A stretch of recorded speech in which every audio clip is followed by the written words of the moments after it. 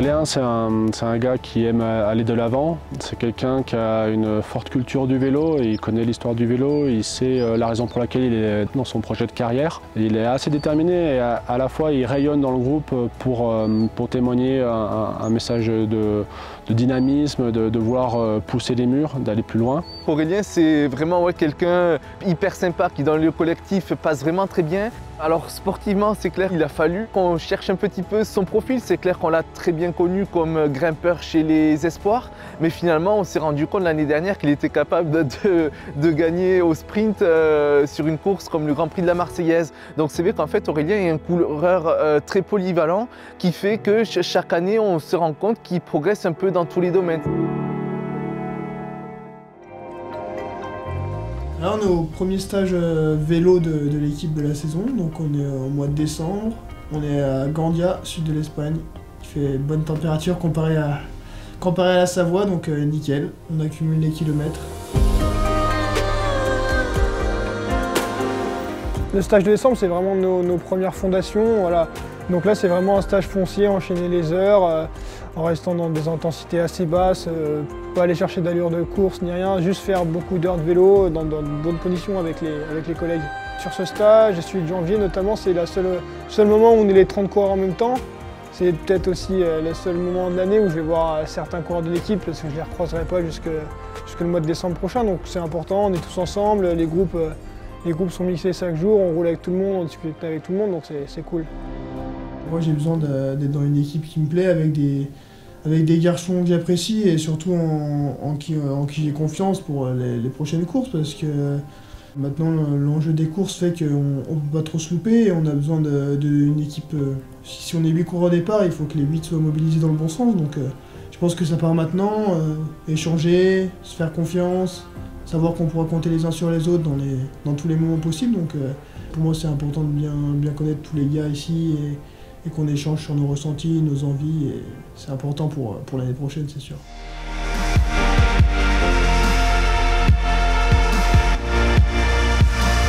Pour l'instant, je pense que je vais repartir pour la saison 2022 sur un programme assez similaire à celle de cette année. Voilà, savoir, on va dire, les 3 temps forts de la saison, une première partie pour moi importante jusqu'à Paris-Nice, où l'an passé j'ai bien figuré, donc j'essaierai de faire mieux. Ensuite, un petit creux de saison où voilà, sur les Ardennaises, même si je ne serai pas forcément leader, c'est des courses importantes pour l'équipe où j'espère être utile pour le collectif. Et ensuite, évidemment, on se plongera plus sur le tour qui sera forcément l'objectif de l'année, essayer de faire mieux personnellement, mais aussi avec l'équipe. Donc voilà, ça sera un peu les 3 grands temps forts de la saison, et après, fin de saison, ça, on verra plus tard.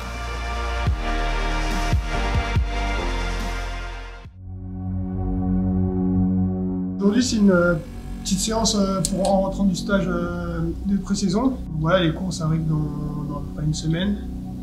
On a fait beaucoup de vélo, donc on va essayer de décontracter en faisant un peu de ski. En plus, il fait une super météo, donc voilà, ça va changer un petit peu les habitudes et ça fait pas de mal. Voilà, j'aborde cette nouvelle saison avec beaucoup d'envie. J'ai passé un hiver studieux, appliqué. Voilà, c'est une période qui est difficile, mais que j'aime bien. Donc voilà, j'ai beaucoup travaillé tout l'hiver, donc j'ai hâte de reprendre les courses. Ouais, j'ai assez confiance en moi, mais c'est sûr qu'avant de reprendre la première course, on est toujours un petit peu stressé. On a forcément des données qu'on a fait à l'entraînement, notamment pendant le stage, là où on voit où on en est par rapport aux autres membres de l'équipe. Bon, c'est pas non plus aussi la concurrence, et l'entraînement, c'est jamais la course. Donc voilà, c'est un peu compliqué de savoir quand même.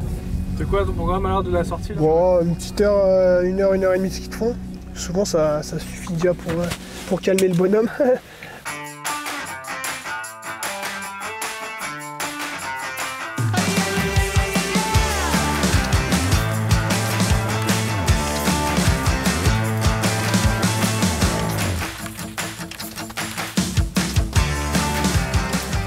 Ouais, la séance de ski de fond, c'est vraiment top pour le plaisir, ça fait du bien à la tête, surtout après le stage en Espagne où on a vu que la mer.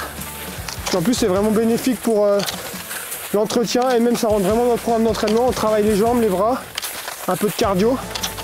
Ça fait du bien à la tête avant de se projeter sur les premières courses.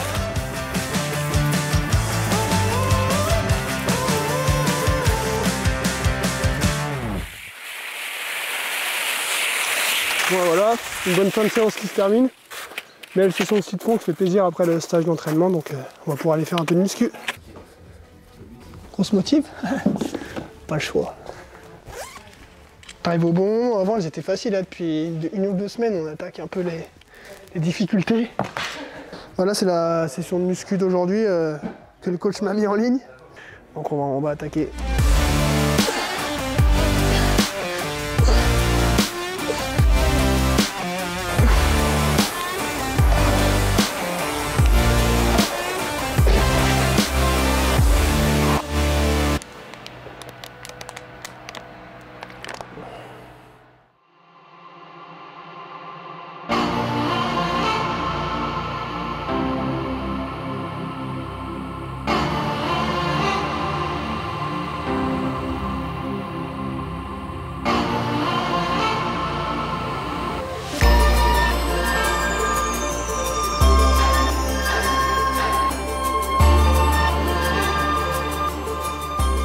Ma première partie de saison, j'étais plutôt mitigé. On va dire qu'il y a eu des beaux moments, des moments un peu moins bons. Je pense notamment sur la première partie de saison où j'ai été régulier jusqu'à Paris-Nice, où j'ai encore pu bien m'exprimer, faire notamment 10e de Paris-Nice. Donc c'était vraiment mon objectif majeur du début de saison. Donc là, je suis assez satisfait là-dessus. Ensuite, c'est vrai que sur le mois d'avril, j'ai été un petit peu en dessous de mes espérances. Donc par rapport à ce petit bilan du début de saison, moi perso, j'espérais un peu mieux. En termes de résultats, j'ai chiffré. Moi j'ai trouvé 5 top 10. Par contre il y a une belle performance et on sait qu'on connaît la difficulté de Paris-Nice, c'est de faire 10e au classement général. Ça c'était une belle performance. Ben est tombé malade et heureusement que tu étais là pour assurer un bon week-end à Nice avec la 10e place. Voilà. Après voilà, moi j'aimerais encore te voir un peu plus haut. J'ai déjà vécu, c'est ta 4e année chez nous. Donc c'est pour ça que voilà, ce début de saison, on ne peut pas dire qu'il est tout acheté, hein, parce qu'il y a des choses intéressantes. Il y a sûrement des petits points à travailler pour améliorer ça. Et c'est vrai que le bilan un peu de l'équipe est un peu pareil. On a eu des bonnes périodes, mais on a souffert aussi par moments sur des courses où on ne s'y attendait pas, notamment nous les classiques flandriennes.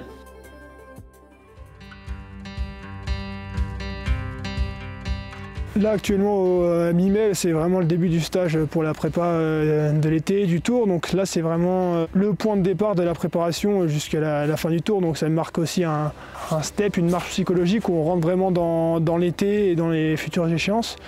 On vient ici donc dans le premier but donc, de préparer physiologiquement la forme, faire monter les sensations jusqu'au Dauphiné. Donc l'intérêt d'être en altitude ici en Sierra Nevada, c'est forcément le développement physiologique des globules pour travailler l'endurance. Et ensuite on va essayer de peaufiner la forme pour être le meilleur dans les ascensions pour ma part dès le Dauphiné, donc avec pas mal d'allure en mode grimpeur, mais également mettre un petit peu l'accent sur le vélo de chrono en plaine pour travailler pour les différents chronos au Dauphiné et sur le Tour. C'est vrai que quand on pense au Tour de France, voilà, pour la plupart des équipes, c'est quand même la plus grosse course au monde, la plus grosse course de l'année.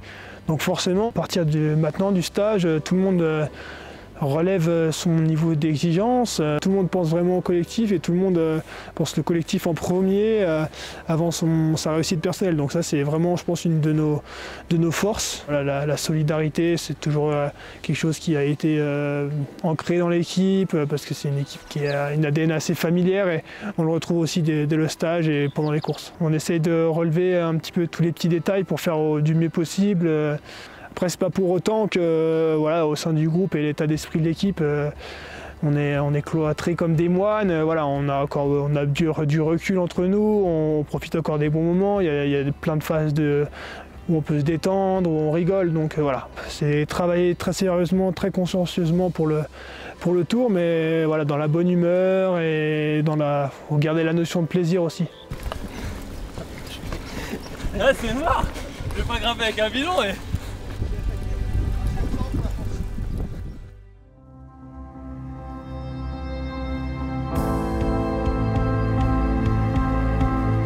Alors aujourd'hui, on va faire un test avec Aurélien pour mesurer les effets du stage en altitude qui s'est terminé il y a une semaine en Sierra Nevada. Et donc le but aujourd'hui c'est de mesurer ce qu'on appelle le taux de lactate au niveau du sang, qui est un marqueur du niveau de l'intensité de l'effort et un marqueur de la condition physique du coureur et donc d'Aurélien. Voilà, faire des petits tests, ça permet de se donner à fond, comparer un peu les cycles de travail, s'ils ont bien marché ou non, pouvoir reproduire à l'avenir des séances types ou non. Salut Aurélien, la forme? Ouais, super, et toi? La Syrah s'est bien passée? Ouais, super. Hein. Bon, super.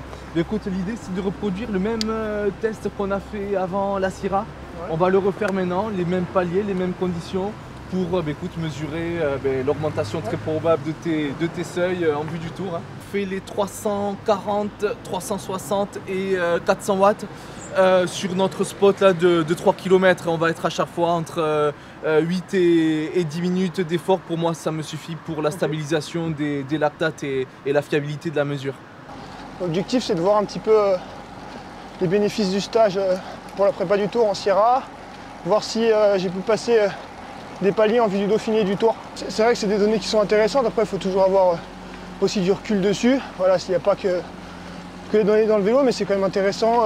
Voilà, c'est vraiment un paramètre fiable et physiologique qui permet de voir où j'en suis. Et vu qu'on en fait de plus en plus de ces tests, c'est de plus en plus précis. Ça permet aussi de rassurer sur les sensations après une longue période d'entraînement, comme au mois de mai.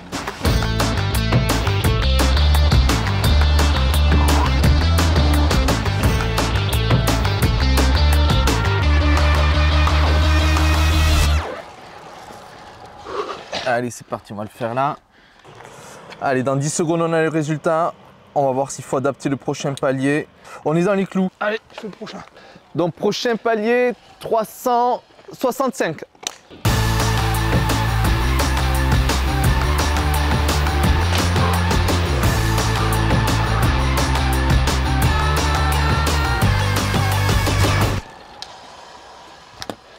Allez Aurélien, on va voir la dernière prise, on va faire le petit bilan après. Voilà. Tac. Content quand on en a terminé. Ah, les derniers, avec la fatigue des premiers.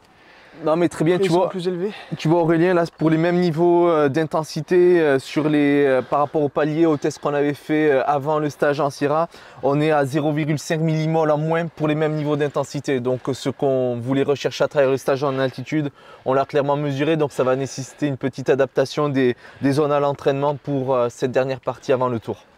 Mais c'est vrai qu'il y a certains coureurs où on se rend compte qu'à un moment donné on plafonne et où on sait anticiper un peu la marge de progression. C'est vrai qu'avec Aurélien, depuis que je le suis là depuis 3 ans et demi, presque 4 ans, chaque année on se fixe un peu des objectifs, un peu de pourcentage de progression et chaque année on arrive à les atteindre.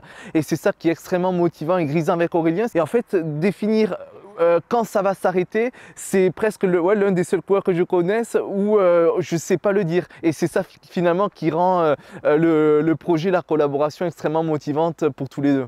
Ouais, c'est vrai que je pense qu'un bon entraîneur, il a énormément de rôles, plusieurs casquettes. Voilà, c'est pas que de faire des plans d'entraînement. C'est quelqu'un qui sait mettre en confiance, qui sait dire les bonnes choses au bon moment, voilà, qui est rigoureux, mais qui sait aussi quand ça va pas ou il faut se remettre en question, qui sait le faire régulièrement. Bah, moi je me sens bien, on a fait un très bon stage au mois de mai, un bon stage de préparation. Bah, maintenant on est plutôt dans la dernière ligne droite. Il n'y a plus grand chose à faire si ce n'est de rester appliqué et sérieux jusqu'au départ au Danemark.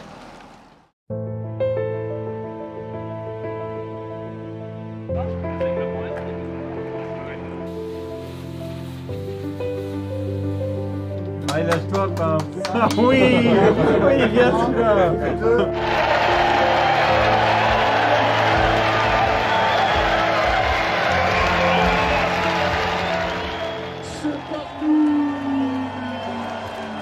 J'ai abordé ce tour pas du tout de la même façon que mon premier, où j'étais vraiment parti dans l'inconnu et tout s'était quand même plutôt bien déroulé. Celui-ci, comme je dis, j'avais une bonne maîtrise de la préparation, j'étais assez serein en arrivant au départ. Voilà, il y a beaucoup d'éléments extérieurs, notamment mon abandon, qui ont fait que ça ne s'est pas allé au bout. C'est sûr que c'est... Déjà de ne pas aller au bout, c'est toujours frustrant. Enfin, sur le coup, c'est pas C'est un peu bizarre, c'est parce que c'est pas, je disais souvent en rigolant à des collègues, j'ai pas abandonné le Tour, c'est le Tour qui m'a quitté cette année. Forcément la période de préparation elle est super difficile, super intense, donc j'ai pas réussi à trouver de récompense à ça, donc c'est ça qui est un peu le plus compliqué, j'ai pas trouvé de récompense à ma préparation, donc c'est ça qui m'a beaucoup frustré. On va dire que le Tour c'est vraiment le point d'orgue de la saison et en ayant un peu raté le Tour, c'est difficile de sortir vraiment une bonne note sur la saison 2022. J'ai quand même vécu de bons moments, notamment au Canada, donc voilà, heureusement que j'ai reçu mon remotivé parce que ça vaut quand même le coup et collectivement c'était vraiment super, on a pris beaucoup de plaisir, donc on va dire que pour l'instant c'est un peu le point positif là qui me ressort tout de suite. C'est sûr que cette année l'entraînement a été très bon, hein, les données parlent. Enfin, voilà, ça c'est vraiment des choses qu'on discute vraiment en off, en interne avec Alex. Après, c'est vrai que sur les courses, c'est totalement différent. On va dire que les données, elles nous apportent peu, c'est vraiment les résultats qui comptent. Ce qu'il y a aussi, c'est que je progresse, mais les adversaires progressent aussi, les meilleurs progressent aussi. Donc l'écart, même s'il s'est réduit un petit peu, il est toujours aussi important. Donc l'important, c'est vraiment de continuer à progresser et de pouvoir le mettre en course. J'ai pu le faire à quelques occasions au cours des 2 dernières années et il faut juste que ça se reproduise un peu plus souvent, plus régulièrement, mais c'est sûr que je sais que j'en suis capable et on sait où on va et où on veut aller avec Alex, donc ça c'est le plus important.